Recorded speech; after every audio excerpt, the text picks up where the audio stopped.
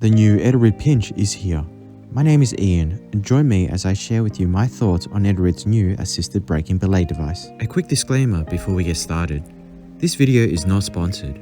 I purchased the Edelrid Pinch 2 weeks ago from my local retailer here in Australia for $220. As such, these are my own opinions. You will need to exercise your own judgment and decide if what I am saying resonates with your own circumstances. My experience with the Pinch over the last fortnight will be in comparison to the Petzl Grigri Plus, 2019 Grigri, and the Madrock Lifeguard. I have shared the Pinch with my friends for their input as well. Always practice safe belaying techniques. Regardless of device, you must always have your hand on the brake side of the rope. Your climber's life is in your hands, and no device can compensate for human errors. Read the manufacturer instructions if ever in doubt.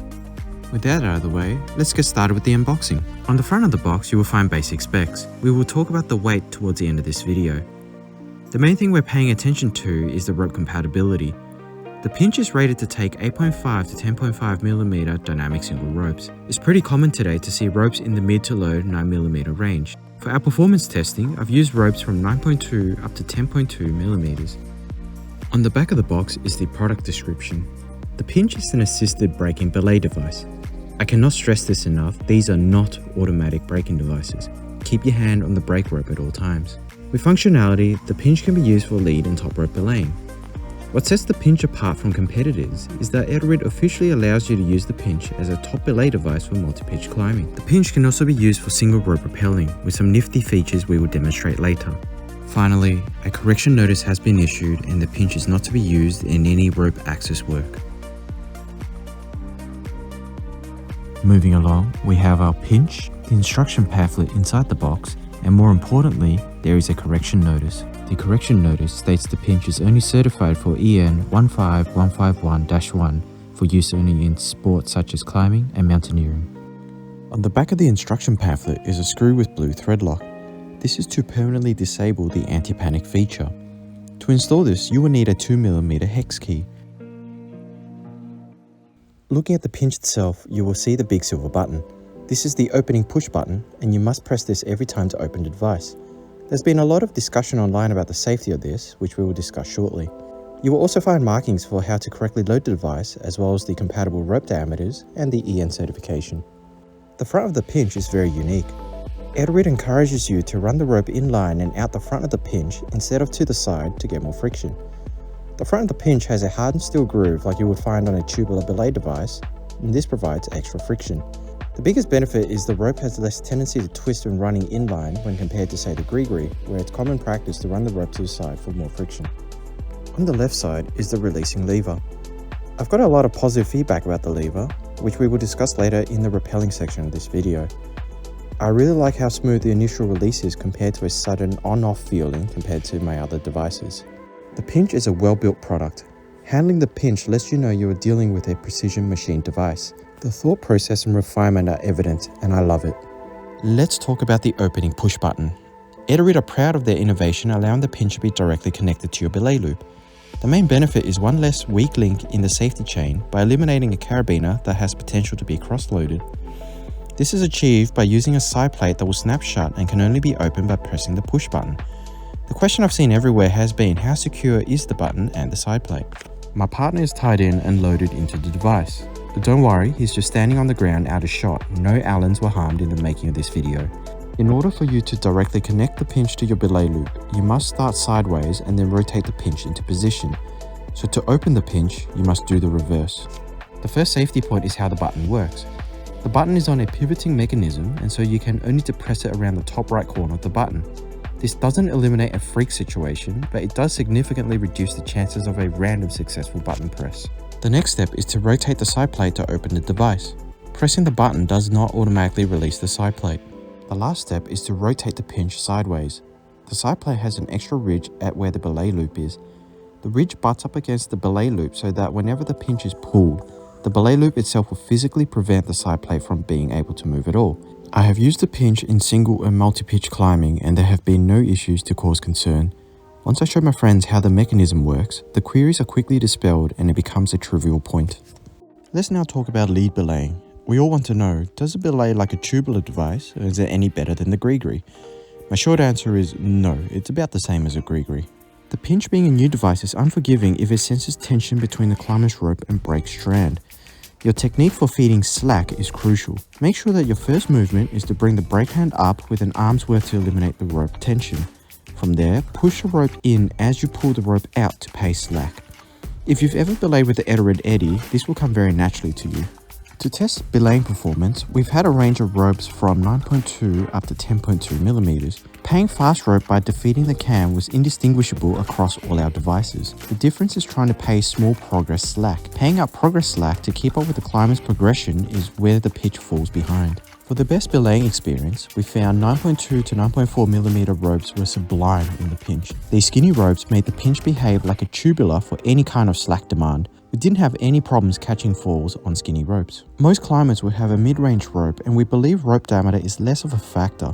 I would recommend ropes between 9.4 to 9.8 millimeters for the pinch. To confirm our theory, we tried a variety of different 9.5 to 9.6 millimeter ropes around the gym. We consistently found the pinch perform miles better when loaded with smoother and slick rope sheaths.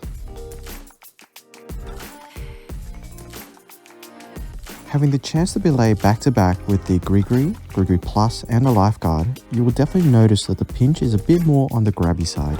One last thing to quickly discuss is how much rope gets paid out. Edelrid's marketing emphasizes the benefit of directly connecting to the belay loop as giving you extra throw when paying out slack. In our collective experience, yes, you get a bit more rope out. A standard procedure is to give out 1 to 2 armfuls anyway. We think the benefit lies in being neat. It's clutter-free and made rope management easier, especially when scrambling to quickly take in excess slack. A huge benefit of the pinch is Edelrid allows you to use it as a top belay device for multi-pitching. Edelrid confidently advertises this feature because the pinch has multiple connection orientations. You can either connect through the eyelet or through the device. This means you can rotate the pinch in 90-degree steps to make sure you get the correct orientation for your anchor, rock face, and direction of pull to make sure the cam can be activated. For those with a Grigri, it's possible too, but Petzl does not officially support such practice. The Grigri only has one orientation when loaded into a carabiner, and so there is a risk that the rock face will hinder the cam function. From my experience, the pinch is fantastic as a top belay device. The rope pulls through easily, allowing you to feel your seconder as they come up. The pinch confidently locks when your seconder weights the rope. Regardless of device, always remember to keep your hand on the brake rope and tie a jamming knot to go hands-free. Not shown here is the pinch does not lose progress when rigged in 3-to-1 hauling and controls lowering very well. Onto abseiling. My favorite thing about this lever is that it's ergonomic for both small and large hands. The lever doesn't dig into your hands and doesn't feel awkward to handle compared to my Madrock Lifeguard. The lever in conjunction with the cam was a pleasure to use because we felt more granular control on lowering and abseiling. The initial release is smooth and predictable, unlike the Lifeguard and some of the Grigris. Oh, this is heaps better than the Grigri. Yeah, way smoother. Oh, this is massively different. Like, it's like, this is sick. Oh man, that's so good. Another thing I love is how the rope runs out and down the front of the device. The grooves at the front of the pinch really help with adding friction to control the rope speed. Combining the lever and the grooves, you get a really smooth and constant abseil, none of the jerking motion. My biggest gripe with my Grigri is running the rope down to the side to get more friction from a controlled descent. Normally, I'm able to run the rope out front instead, and this seems to resist rope twisting. However, I have friends that are lighter, and especially on skinny ropes, they had to bend the rope to get extra friction to control the lower. We found this consistently twists our rope. The pinch is an all-metal construction except for the plastic handle, which carries a weight penalty for that sturdiness. How does it compare to the competition? As climbers, we're all weight weenies, foregoing breakfast and lunch and making sure you do that number 2 early to be able to take an extra number 3 cam on the rack. So let's now talk about weight. And to talk about weight, I need a scale. Here's a handy dandy tip if you are cragging in Australia. Avoid outdrop bears, snakes and crocodiles exist, kangaroos will beat you up, and wombats are tanks. If you look hard enough, Australia is a resourceful land and you will find yourself a scale in the least expected of places. Oh, and we don't talk about how far away things are, but how long it takes, because I swear the hiking always kills me before I ever have a chance to lay skin on rock. With our crag scale, let's now weigh the 4 devices and the weights are on the screen. Unsurprisingly, the pinch is the heaviest device. However, because the pinch can be directly connected to the belay loop, you do in theory save on the weight of one carabiner, which does even the playing field somewhat. If you skip to the end, congratulations! I don't have an answer for you. I'm just joking. Should you buy the Edelrid Pinch? If you're only going to have one device or this is your first device and it will see a lot of gym use, I'd recommend the Grigri. The Grigri is ubiquitous, and in Australian gyms, the Grigri is the device most commonly allowed by the insurance companies. Whether you get the Grigri or the Plus, this is your choice with how much benefit you think you'll get out of the anti-panic and top roping mode.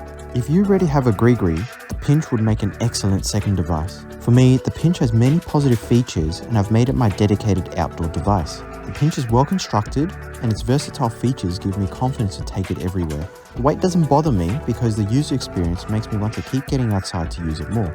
By the time this video is released, the Petzl Neox will be available at retailers.